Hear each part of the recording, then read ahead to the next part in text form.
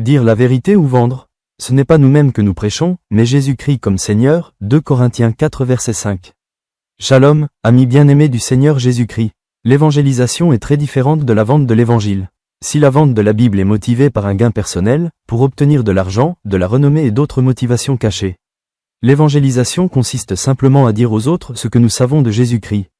Ce n'est pas nous-mêmes que nous prêchons, mais Jésus-Christ en tant que Seigneur, 2 Corinthiens 4 verset 5.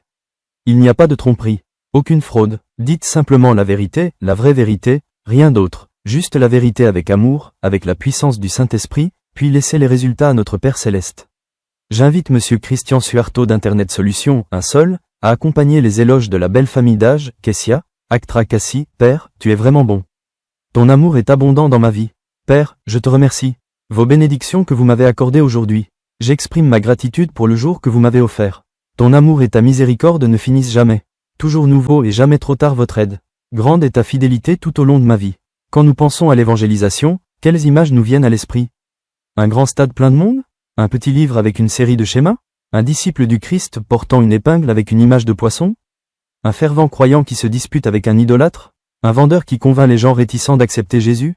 Peut-être que pour certains d'entre nous, évangélisation est un mot que nous évitons, nous pensons que l'évangélisation est une bonne idée pour d'autres personnes, mais pas pour nous.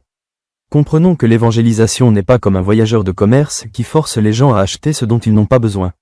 L'évangélisation n'est pas non plus comme attraper quelqu'un par le col, puis lui imposer une foi qui ne peut pas aller plus loin que la poche de sa chemise. L'évangélisation transmet simplement la bonne nouvelle du Seigneur Jésus-Christ avec la puissance du Saint-Esprit et laisse les résultats à notre Père Céleste.